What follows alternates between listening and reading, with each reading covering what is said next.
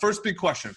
Should you write a book? So a lot of you know you want to write a book, and if you do, that's fantastic. But I think I was just watching all the comments come through when Charlie was saying, post why you're here and what you're thinking about, what book you're thinking about doing. A lot of you are still unsure. So let's actually walk through that. Now, I'm going to tell you, I say yes. Without knowing any details about you or your book, I'm telling you should be writing a book. But I'm biased, obviously. I started a company.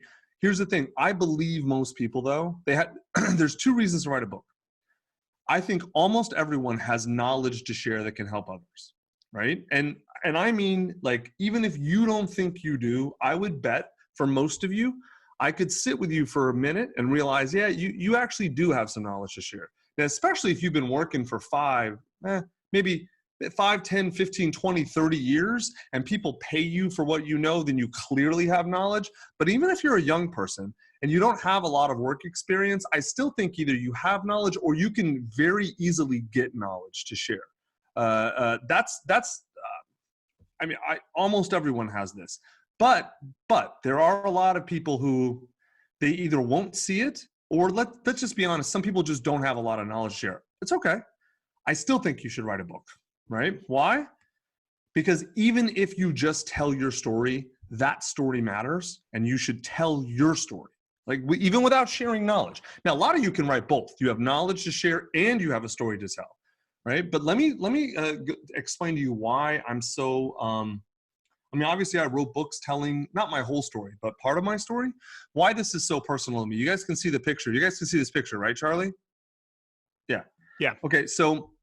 That's my dad on what would be my right, the guy with the mustache, the darker mustache. And then my granddad with the lighter mustache on the left. The woman in the middle is not his wife. That's actually his mom, my dad's grandmother, which would be my great-grandmother. So I'm going to tell you guys, this is a crazy story. My granddad was Catholic. My great-grandmother was Catholic. My granddad was Catholic. My dad was Catholic.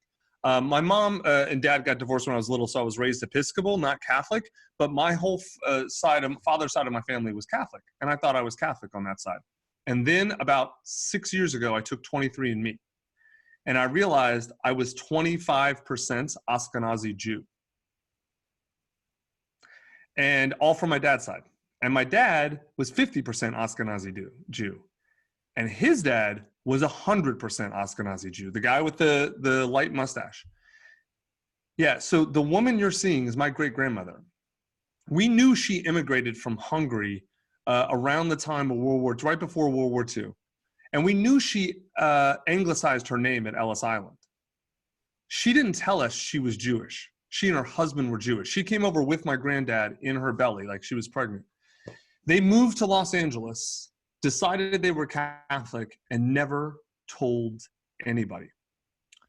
Now, she's talked a little bit about what her life in the old country was like. She died when I was a little bit older than this picture, but no one really knows. She had this incredible, she and her husband, my great-grandfather, had this incredible, amazing life. No one has any idea what happened, why they made that decision, all of that sort of stuff, right? And it's kind of heartbreaking, at least to me, that I'm never going to know this. And some of you were here early when I had my kids on the webinar and they were looking at everything.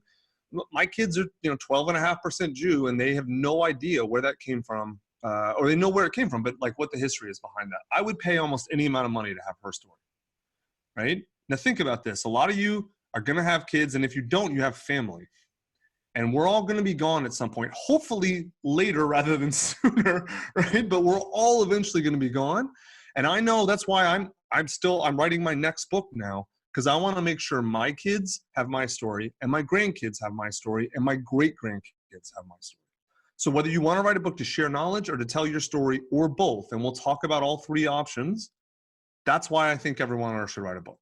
Does that make sense?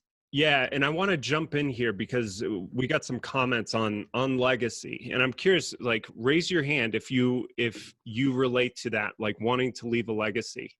We got a comment from somebody who said, writing a book is a bucket list item. I want to leave a written life story for my 5 daughters and future generations. Another person said, I was raised in a dysfunctional family of 11 people in San Francisco in the 60s and 70s. I have many stories to tell, and I'd like to share this as a legacy gift to my kids and siblings. So real quick, I also want to check in and do one more quick poll, and then Tucker, it's back to you. I want to know, what is the main reason you are here today? And have you written a book before? So just take a quick second and pop that into the poll. We'll get that answered. And in the meantime, I want to read a couple more things that people wrote. Someone wrote, I've been in quarantine in Italy for the past 3 weeks. I stopped writing for a bit because of the uncertainty, but then I saw this note and I saw it as a sign to keep writing and actually finish my book. Pretty amazing. Somebody else wrote, my sister died in January at 34 years old. I want to write a book to share our story and to memorialize what an amazing person she was for my kids and the rest of our family. That's beautiful. So I'm going to end the poll now and share the results with you guys. Looks like 70% of you are here because you've always wanted to write a book, and 67% have never written a book, and 12% have. Wow. That's awesome. Great. Yeah, I would not have guessed that. Yeah, me neither. That's why we do these polls. So, all right, back to you, Tucker. Excellent. All right, let's talk about expectations. So this whole first section is about mindset. I want all of you, because trust me on this, I've written several books, and we've helped 1,500, thousands really, because I helped a lot of people before Scribe go through this process. And so I'm just telling you, mindset is really, really, it's probably the most important thing. The information I'm going to teach you is important, but the information without an understanding of how to use it is not as useful, is not going to be that useful. So let's talk about what's coming expectation-wise. First off, expect to be tired. If you go through this and do this process, it is tiring, just like anything difficult is. I mean, that's just the way it works. If it was not tiring, you'd probably have it finished. Expect this to be, all right, there we go. Expect to be confused at times. We're a dog culture at Scribe, so you're going to see a lot of dog slides, just how it is. Being confused happens. You don't understand. That's why you're here. But we will walk you through everything. We're going to answer every single question we can. Right? I got a whole week of this. Expect to ask questions. I would really like it if when you have questions, if you are confused, try to put them in the Q&A so that Emily and Hal will see them and make sure that I respond. So either now or later, we will do that. We'll respond. Expect that you're going to feel overwhelmed at times, right? Which is normal, but you're not going to end overwhelmed. Overwhelm is a state of not knowing what to do next, which is why you're here. You're always going to know what to do next, at least eventually, right? We will always tell you what to do next, okay? All right, cool. I expect this to be hard, obviously. Writing a book is hard. That's why that's why everyone wants to do it and very few people finish, because it's not easy. Can we check in? Are there any dogs on the webinar? Could you raise your hand, raise your paw? They don't have thumbs, man. They can't type it out. They're just sitting there barking at a screen. Brian, welcome. Margaret, welcome. Expect you to go on a journey. That writing a book is not just it's not just checking a box. It is a real journey. It's almost like, if any of you know what hero's journey is, right? Like a lot of people, what you write in the book is a hero's journey, but writing the book itself is another journey, right? And we're your guides. So if you're Luke Skywalker, we're Yoda, right? We're the ones who are going to help you go on this journey. And I can promise you this process works if you actually work it. If you use it, it works. If you don't use it, it doesn't work. And the chances are low. I know that seems obvious, but I have to say this. I mean, we run monthly workshops for people in this. And I say that to people and they just nod their head and then they go home, and I'm going to show you actually what happens. Also, we're going to tell you some counterintuitive things that probably no one else has ever told you, or that run contrary to the normal advice. Everything we tell you is battle tested. It all works. This is a girl, Stephanie Banda. You can look her up on Facebook. She was in the guided author program, the paid program. She just said, I followed the rules, I followed the timeline, and here we are. What an incredible feeling. If you look her up on Facebook, she literally got the physical copies of her book yesterday or the day before. And she like there's this amazing video of her like crying and being all excited and whatever. She did what we told her to do and it worked. Next one. This is Lori Meinholz. She's also in the guided author program. Turns out, like, you notice how she says, turns out this process is actually working to write my book. And then, of course, I'm joking with her. Who would have thought? I thought for sure this was all a scam. And listen to what she says, though. I believed you. I just didn't fully believe it worked for me, right? Which is what's going to happen for a lot of you. You're going to believe in me because I've done it. You're not going to believe in yourself, okay? That's a big part of what we're going to do. It's why we start with mindset. I want to help you as much as possible believe in yourself. I can't do the work for you, but I'm going to give you a lot of things that are going to help you work through those issues, okay? I want to pause you real quick, Tucker. A lot of people are asking, can we see the replay later? Yes. Yes. All of this information, all the content will be available to you forever. It's not going to be like a timed replay or anything like that. If you need to drop off, we're going to take this and we're going to put it on the Scribe Book School course page, and we are never taking it down. It'll be there forever. We're also doing a replay of live training April, I think it's 14th and 15th. We'll send you an email about that. We're going to do this whole same thing, the exact same thing again, and you can watch it again if you want. So this training will always be free forever, okay? I promise you, have my word. And if I go back on my word, then shit on all over me on the internet because I'll deserve it. Next one, Patty Beach. Just rewrote my intro using Scribe method to work great, right? And then my favorite part is when people are shocked when it works. Again, she says, Jeff says, we never doubt you. We just have to prove it to ourselves. I get it. That's okay. Just understand, these are all people who are in the guided author program. All these screenshots are from the private Facebook group where we all sort of interact. I just want you to see that people who have been through this before are having a lot of the same sort of thoughts and feelings that you probably are. Now, if you work the process, what happens? This is Mark Colley. He's actually going to be on tomorrow. We're going to open up tomorrow with some people who've been through the process to kind of give you their feedback and tricks and things that they learned. Mark will be on the intro tomorrow.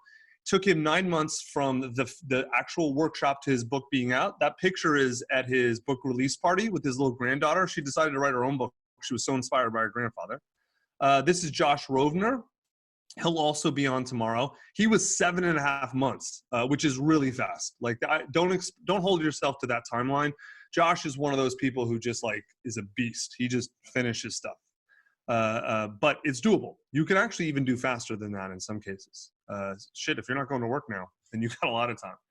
All right. Also, expect to be emotionally uncomfortable and afraid, right? And I'm telling you this, like, I have all these emotions too. We're about to dive into them.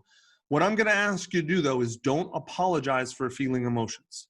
Take the time you need to feel whatever it is you are feeling, okay? You're going into something very difficult, and it may bring up a lot of stuff. So let's talk about some of the fears that, Tucker, that we real often quick, see. I'm curious, people apologize for feeling emotions. When does that come Oh up? my God. Oh, dude, all the time. Oh, dude, it's, yeah, okay. So these workshops are usually 15 to 20 people, right? And these are usually because, they cost $15,000 or more, depending on other things that you add on.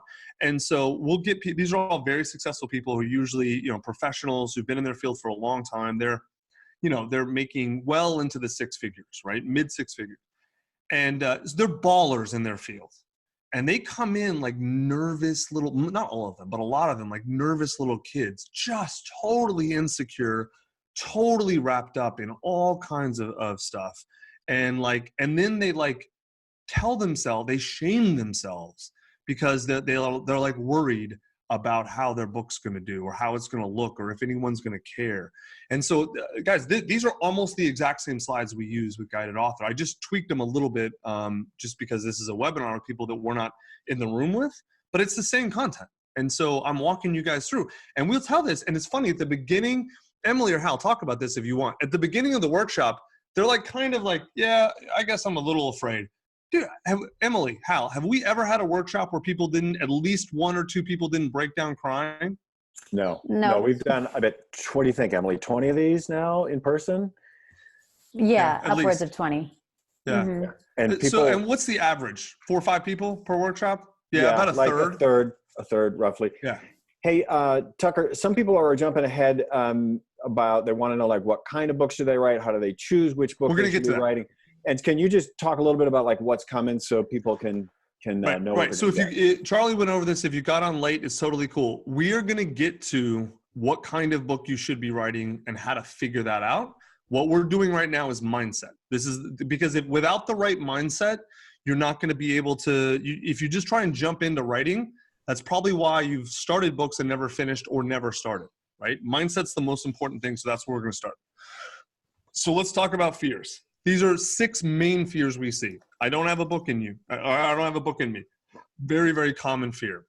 Next one. I'm afraid my book isn't original. This is super common. Again, even with like crazy ballers who are so accomplished in life, who have big companies or consultancies or whatever, they're like, oh, well, like we see this all the time with people who like we had a guy last time who's really big in sales. Like he's a big name in sales.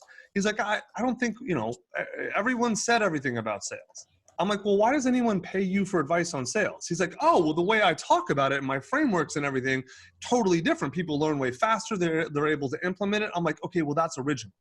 If you're able to curate knowledge, like even if I could find every specific thing he says about sales in like the 1,000 books about sales, if he puts it all together in a way that I get and that works better for me, that's new. And that's really valuable, right? Next one. I'm afraid my book won't be good enough. That's a huge, huge fear, right? Very common. We're going to talk about how to work through that later. I'm afraid no one will care about my book. And when we get into positioning, the way we go through this process, we're going to teach you exactly how to write a book so you know for sure that people are going to want it when it comes out. Next one, I'm afraid my book will upset people. Also super common. I'll tell you, if your book doesn't run contrary to what at least some other people say, it's probably not worth writing. Like if I wrote a book called The Sky is Blue, people are like, what the fuck's wrong with you? Like, why would you write this? Everyone knows this. Exactly, right?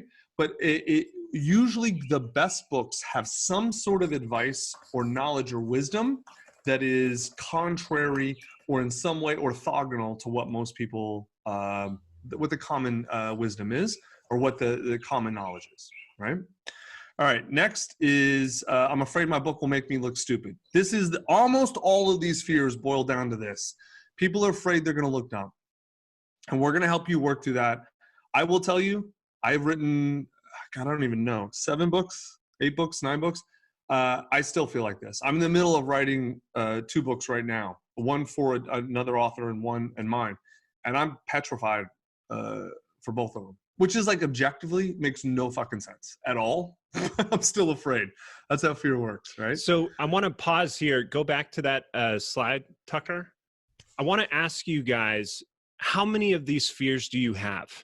So take a second and you can do multiple choice here. So if it's all of them, go for it. Tucker, somebody asked, I'm writing a children's book. Is this a good workshop for me? My first answer is probably not. I would say you might want to hop off if you're doing fiction, anything like that. This is purely nonfiction.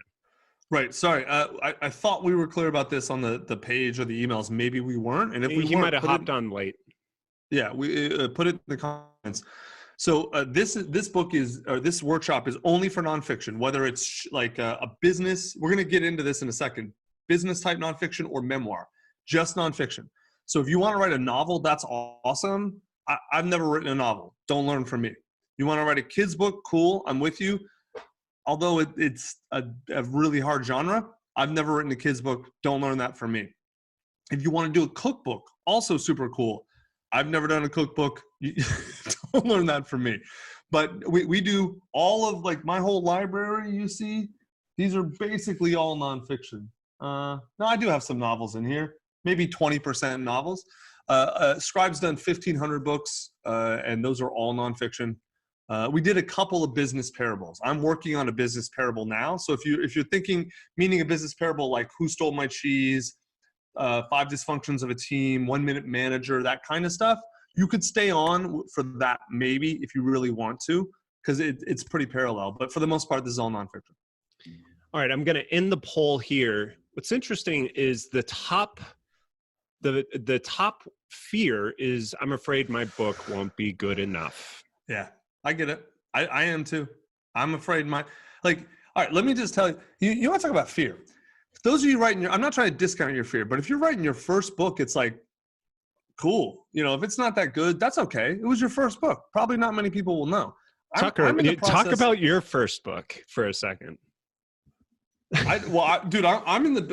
I'm writing now my follow-up to all my fratire books. It's I'm not talking about I hope they serve beer in hell. Belligerence and Debauchery, right? Your very first book, in retrospect, was not very good.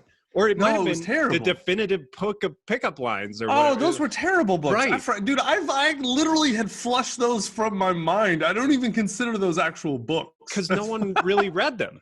Really? No one read them. Yeah. I totally forgot about them. It's to be expected that your first, remove that pressure, I guess. Yeah. My first two books were self-published, and this is like in 2002 when self-publishing, now self-publishing is great. Back then it was just garbage. And they were horribly written. They were terrible. I took them off the market. I don't even count those. That's fine. I'm just talking about how I'm writing my follow-up to the Beer and Head, the Fratire series of books. And it's what I've done in the last 10 years. And how did I go from drinking party guy to husband, family man, entrepreneur? And man, you want to talk about afraid? It's not easy to follow all that up. Those were all massive successes. And this one may not be, and I just have to put that aside and go right. But it's still not easy to do. So if you're afraid, I get it. But I'm a big fancy author. I got the same fears, if not more than you do. Super normal. All right, next. Also, expect to come away with a new identity. You are now an author. As long as you start this process, watching a webinar does not make you an author. No, you don't get it. But if you've got the templates, and we're going to start filling those templates out in just a few minutes. If you start those templates, you're now an author, and you're in the category with me and everyone else on this webinar. We're authors. You're working towards your first book, yeah, but you're an author, right? So, in fact, that's what we're going to do right now. I want you to bring up your Scribe Media book outline. So in the email you got, you see that there should, number one is Scribe Media book outline. I want you to click on that and bring that up. It should bring it up in Google Docs, or I think we sent Microsoft Word templates. I just love this comment. Michael says, all of your books were popular in federal prison. No, dude, the three groups of people that I get endless emails from are felons, military people, and college students. Endless. Tons of other people like the books too, but that's half of my fan base. All right, so on the outline, at the very top where it says author name, I want you to put your name. So this is what it should look like if you can see the screen. Working book title, working subtitle. If you have a working title, you can fill that in now. That's cool. I want you to put your name in right there. And guys, Taylor just put the link into the chat. So if you can't dig it up in your email, it's in the chat. Yep. Okay. So here's what I want you to do. This is, I want you literally to type this out in chat, please. If you don't want to, fine. We're not going to, I'm not going to pick one of you out and scream at you. This is one of those weird things that we have people do in the workshop that actually really, you can see the change in them. Type out, my name is blank, put your name, whatever your first name. My name is Melanie and I'm an author. My first book is about cannabis concierging or something. I just remember Melanie and the cannabis concierge. I'm writing this book to help people learn which cannabis is best for them. I want it to bring me increased status in the cannabis industry and more clients. Something really simple, right? Make sense? All right. I want everyone to type that out and put it in chat. This is your first assignment.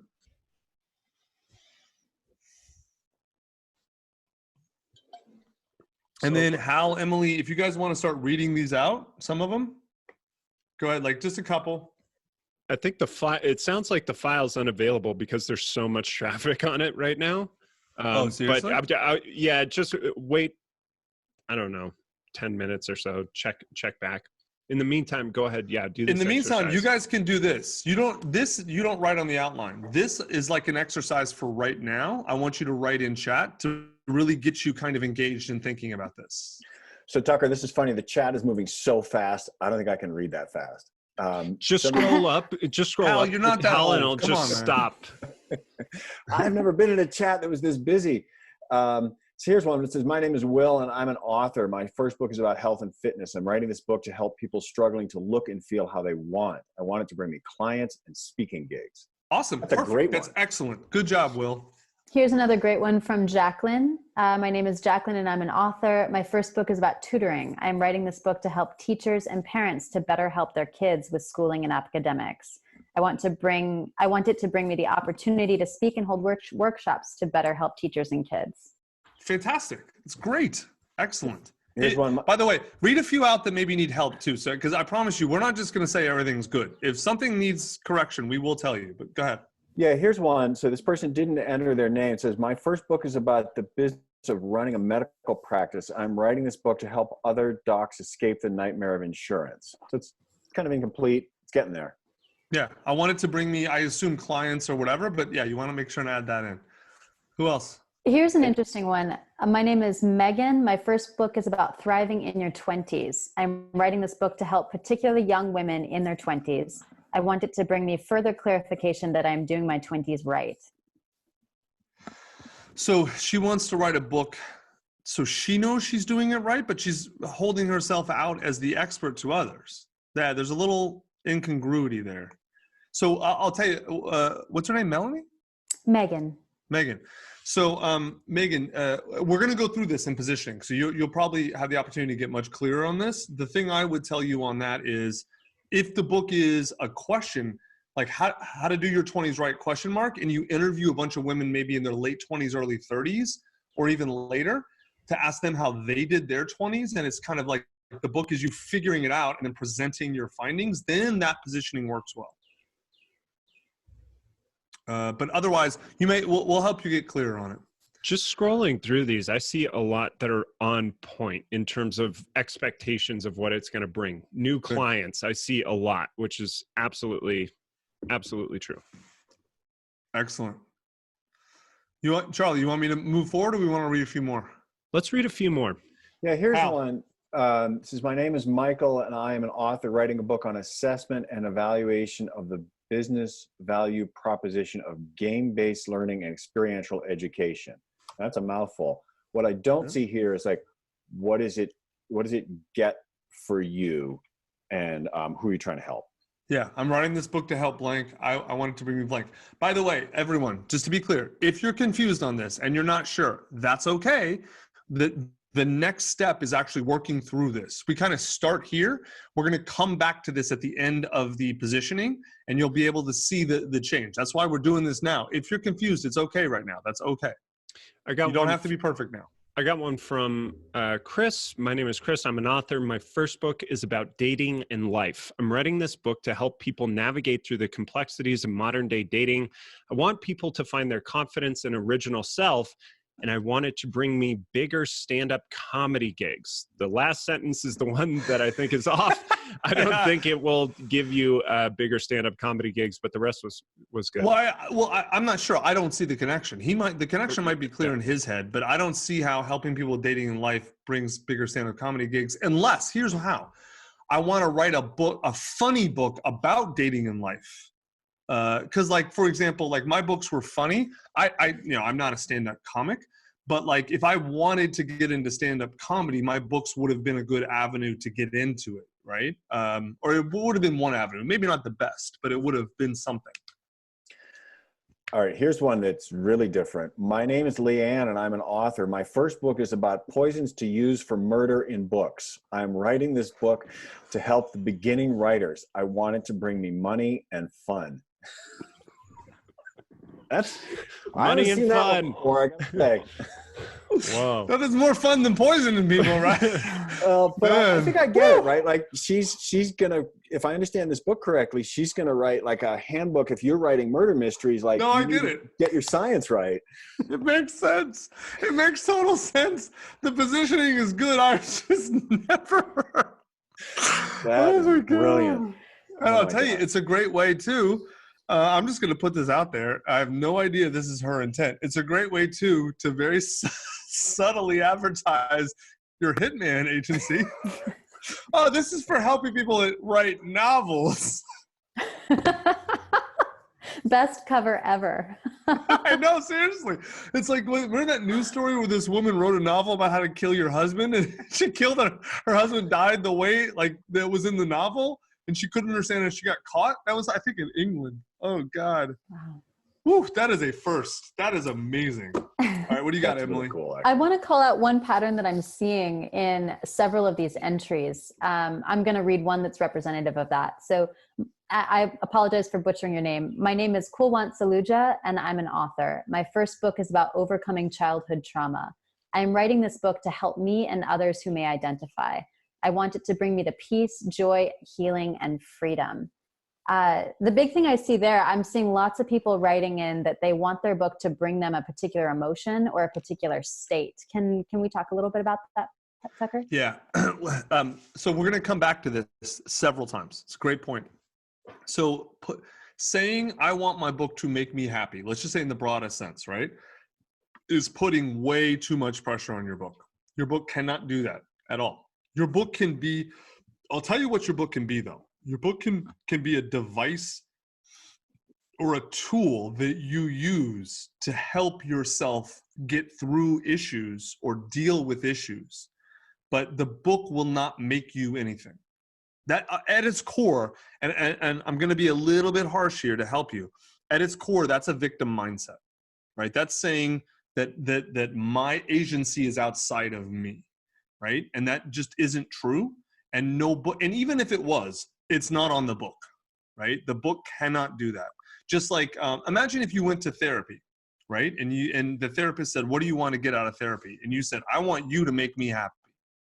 Like no one would say that, right? Like you would know that that's nonsense. But saying, "I want my book to bring me, all these emotions," it's not going to happen. The process of writing the book can help you unlock a lot of issues and can help you bring up trauma and help you face things and help you get to a state. It can be a tool you use to get to a state you want to get to. That's true. But that's a different thing than I want it to bring me. Does that make sense to everybody? Is that, Emily, would you add anything to that? No, I think that's well said. Focusing on it as a tool. I think it can be hard then when you go to write out a sentence like this because you know what end state you want the tool to bring you. Right. But having a reasonable expectation that, again, the tool is it's not the actual thing. Right. I'm not trying to criticize, you're right, I can't say his name. I'm not trying to criticize them or anyone who puts something like that. But a more effective way to think about it would be, I want my book to help me heal trauma so that I can then feel better or something like that. That a sentence like that is far more in line with reality and is putting up the expectations of the book in the proper context, as opposed to saying, I want my book to do X. It'd be like in business, if someone said, I want my book to 10X my revenue and make my business Fortune 500 business. It's like a book can't do that, right? It can be part of the plan, absolutely, but a book by itself can't do these things. We're going to talk about this clearly a lot in objectives. Yeah, go ahead. Yeah, and sorry to cut you off, Emily. There are just hundreds and hundreds of these. We could spend all day just on this. A question I have, Tucker, is a number of people are saying they want the book to lead to speaking gigs. Do you have any thoughts on that, given right now that it's not a great time to get on a physical stage? Yeah, so here's the thing. Well, okay. If you're writing, if your expectation is you'll have your book done in 9 to 12 months and out on the market, then saying I want this to lead to speaking gigs is totally reasonable, right? Because I don't know when or how we're going to get out of this and what the world's going to look like. I don't think we're going to go back to exactly the way we were. I'm in a lot of Facebook groups with high-level event organizers, and it's absolute bedlam for them.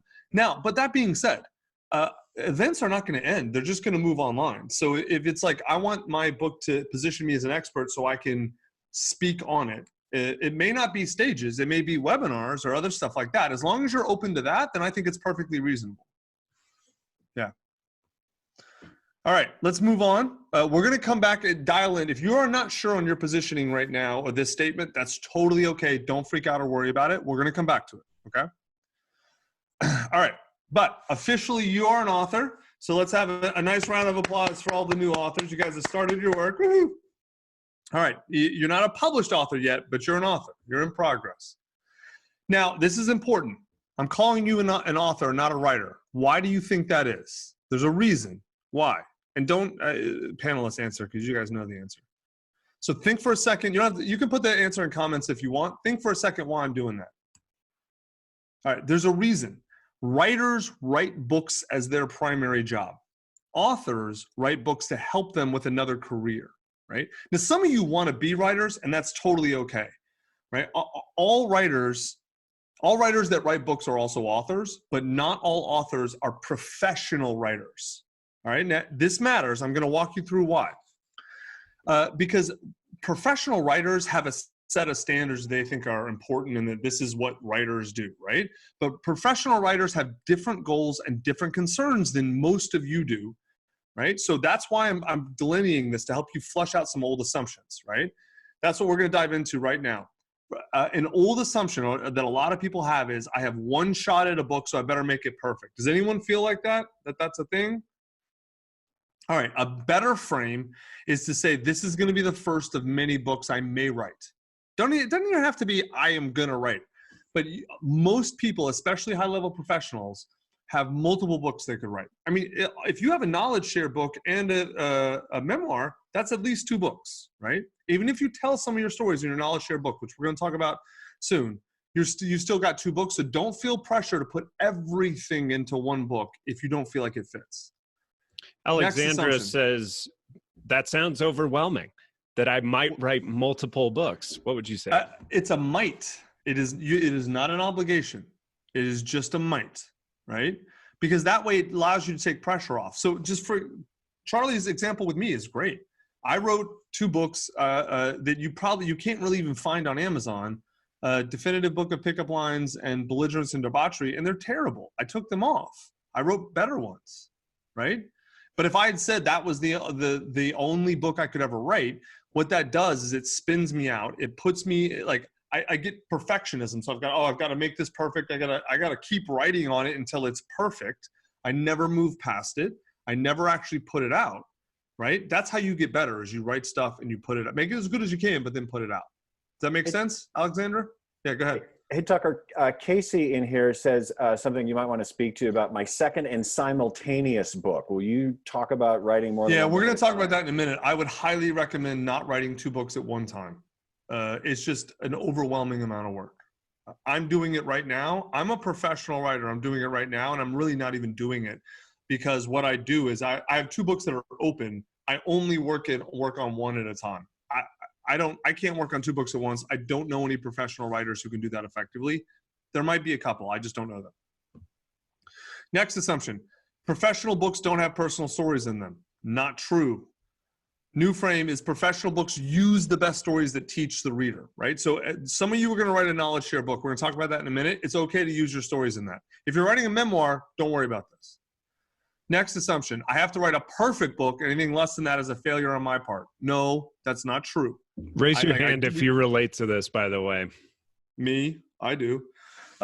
This is absolutely untrue. Do not fall in. If you have this assumption, you will never, ever publish your book. It will cripple you, right? A better frame is I will give up the fantasy of perfection to write the best possible book right now. Okay? All right. So to wrap this section up, you don't have to trust us in the process, but it's going to be way better if you do. And I'm going to make you one promise. If you do what we tell you to do, if you follow the process, your book will be done in less than a year, right? And maybe even some of you who are sitting home with nothing to do, you might be able to get the rough draft done in 3 months, for real. Maybe even an edited draft if you're going nuts. All right, so let's have a check-in now. Before we move to the next, we're going to take a quick break and move to the next section. How are you guys feeling? I'm going to launch the poll on this too. There we go. One word to describe your emotional state. Put it in the chat, please. And take the poll, I guess. Lots of people saying stoked. I love that. Good. I would not have thought stoked is an emotion, but I guess it is. It is. Psyched, assured, anxious, excited, a lot of exciteds, motivated, energized, confident, elated. I think you're doing a pretty good job, Tucker. All right. Yeah, no I'm aroused? not seeing anyone saying terrified. Well, which they've all dropped feel. out. They're gone. Right. The people who are terrified left. They're like, fuck this. I can't do this. All right, cool. So Charlie, we're going to take a quick break now. Yeah, we can. You've got until 11 if you want to do some Q&A or anything like that. But yeah, you can take a break now if you'd like, and we'll come back in 10. All right. So hold on. Let me put that back up. Obviously the templates are for free. If you guys came in late, the templates are in your email and they're for free. You need to have your book templates up before the next section. So get those up now. We're going to start those in about 10 minutes. You guys want to take some questions right now, or I got to pee at some point? Sure. Yeah, we can take questions while you pop out. Remember to take your earbuds out. Oh, yes. Right. Exactly. So you guys don't have to hear me pee. Right. All right. So you two take questions. I'm going to go pee, and then we'll get started on the next section in 10 minutes. Yeah, right. I see lots of people asking in about the templates. We're going to have somebody drop a link for you into the chat. And thanks, Taylor. So that long link is where you can find all the docs that we refer to in this next section. Interesting question from Robert. How do you get into the mindset, your process for turning the world off and dedicating time to sit down and grind? That question was specifically for Tucker, but I think the three of us can tackle that a little. Charlie, what's your response? I want to hear your twos first. You're much more writers than authors than I am, I think.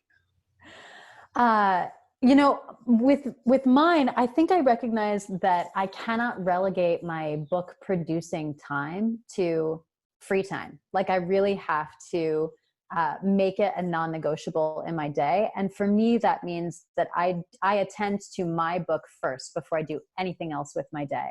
And if I have to get up early to make time for that, I do it.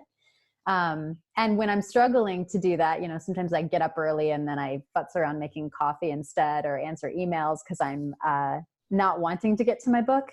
I just make a promise to myself that I'm not allowed to go to bed until I've looked at it. So that always usually gets me to wake up and do it first. So I would second all of that, but also like we're going to talk about all of this at length tomorrow when we talk about like how to actually write your book, because there is a very methodical process by which you can use to do that. And if you do the things we're teaching here and you position your book and you outline your book and you write a writing plan, you really have a program by which you can do this. And we'll talk a lot about the difference between inspiration and habit in terms of getting your book written. But I will second what Emily said, which is a book lives with you. It's not something that you do an hour a day, even if that's when you're actually executing on your plan. It's in the back of your mind all the time. And being cognizant of that is a really good way to get to a good book. Yeah. And we're seeing some questions here in the chat about using a daily minimum and about what tools, what actual text software to use. We're going to cover all of that tomorrow. The short answer on the text software is whatever works. So if that helps you get started today, just use whatever you've got. Hey, Emily, there's a question here that I think you're eminently suited to speak to, which is speak about the difference between nonfiction and memoir. Yeah. The line between these can be pretty blurry sometimes because we so often use our own personal story to teach people. On Wednesday, actually, we're going to do a memoir specific section. So those of you who are definitely or think you might be doing memoir, tune in on Wednesday. The main difference that we talk about with those are that if you're writing a nonfiction book to teach something to your reader and there's a specific benefit you want them to get, it's not necessarily memoir. There may be other content that you're delivering for their benefit. If you're writing a memoir, you're diving into your own personal story to uncover your personal truth. And so the purpose of that is really for you. So that's that's the question to ask yourself if you're trying to decide, do I make this a memoir or do I make this prescriptive, is who is it really for? Is it for you and it's a purpose of self-discovery, or is it for someone else and you want to teach them? And real quick, for a lot of questions, we have either addressed them in past videos on the Scribe Book School YouTube channel, or we're going to be addressing them. So I would recommend, I just posted a link in the chat to go there, subscribe, and check out the videos there. And Leah asks, do you have to decide that in advance? Yeah, it would be great to decide whether you're writing memoir or prescriptive nonfiction before you start writing. We'll talk today in our positioning about a little bit more about how to determine that. So if you don't end up starting on the right foot, no problem. Dig in and start writing, and then you can always pivot later. There's one other question here I wanted to bring up. Daniel asked, he says, my book is about helping people with money. How can I make sure it's original, not just the same as all the other personal finance books out there? There's a couple of ways to go at this. One is there is nothing original, right? There just isn't. All of us are building on the knowledge of others, and we assimilate it and synthesize it in our own ways.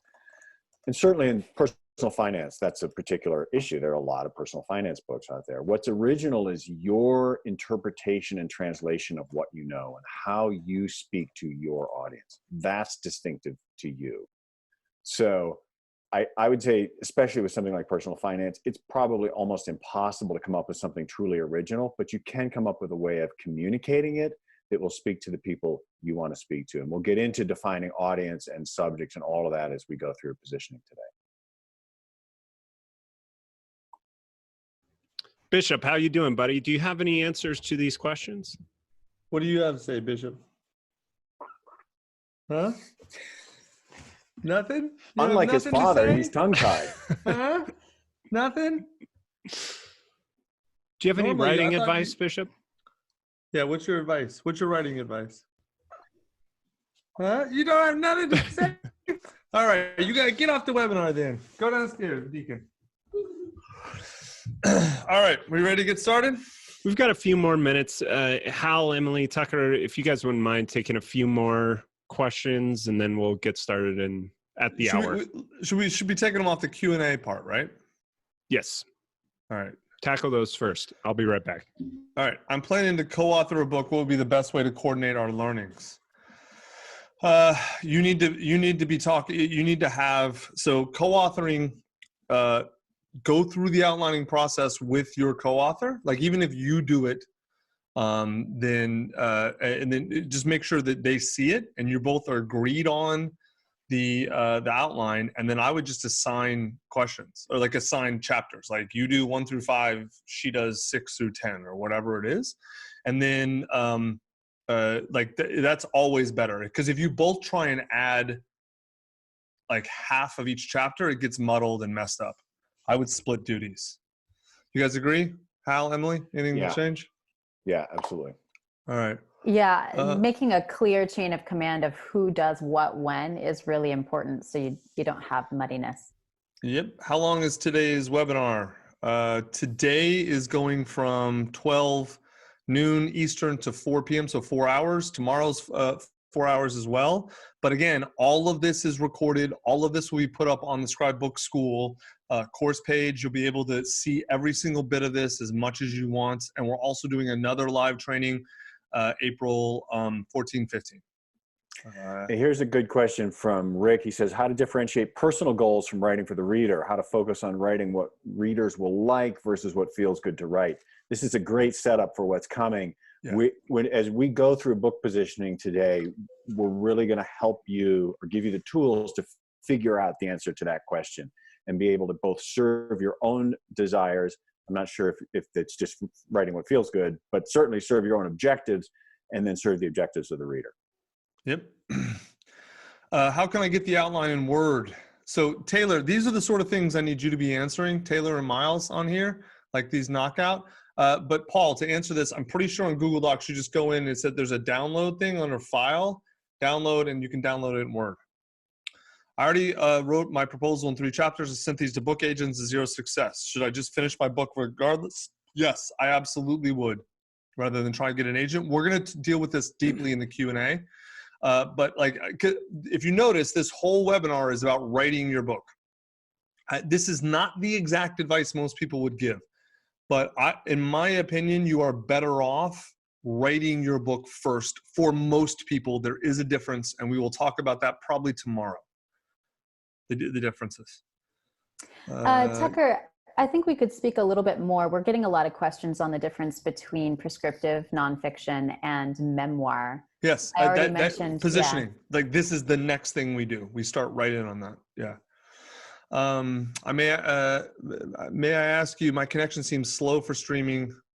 Yes, you can see it on your phone. Of course, YouTube works on all devices. Would my book not be better off as a blog post? I don't know. Maybe. You go through this positioning process and you'll find out. Is there any additional mindset considerations or opening remarks for paired authorship? We went over that. I just answered that a second ago. I would really, really make sure you two should, if you're doing a 2-author book or 3-author book, you need to focus even more on the outline, and the outline has to be even more well done and even more clear before you go in. Here's one I like. It's from Helena. I want to write a book about feminine superpowers, but I was a war refugee and a nun and had 2 arranged marriages and went on dates with 500 men. And my story is usually a big surprise for people. Should I use my story in this book or just deliver the information I have? Tucker? I would tell that story. I want to hear about 500 dates. Like, yeah. That's a good title. Yeah. Your story informs your wisdom. You use your story to teach what you know. So it's not a black and white line, even particularly in prescriptive nonfiction. If you were to write a memoir, maybe you're just telling your story. But if you want to teach people something, your story informs what you're teaching. And that sounds like an amazing story, by the way. Here's something someone says, I know this comes later, but will you go over the services Scribe Writing offers after this guided session? No, actually we won't. We're not going to sell. We don't have anything really to sell. If you are interested in Scribe services, there's a website, scribewriting.com. Go to that. It's all on there. This is just teaching. This is not selling anything. We don't have anything to sell off of this. I mean, because it wouldn't make sense to be like, hey, we're going to teach you how to do it and I go pay us. No. But go look at that if you're interested in that. This webinar is not useful for that. Is this a bad time to write a book because everyone in the world has time now to write a book? Great question. No, I actually think it's the best time to write a book because Kevin asked this. Kevin, if I have learned anything, it is that very few people actually show up and do the work in any field for anything. Very, very few people show up and do the work. And if you show up and do the work, even a little bit, it puts you in the top 20%. A decent amount puts you in the top 10%, and showing up and trying to do a great job puts you in the top 1%. So no, this is the best time. I mean, right now there's only 847 people on the webinar. That's not that many. We had 5,000 sign up. So that tells you how many are actually going to do this work, right? All right, let's go ahead and get started. Yeah, we're at the hour. So go ahead, Tucker. All right, cool. Let's see where we need to share screen. Whoops, there we go. Let's hit play.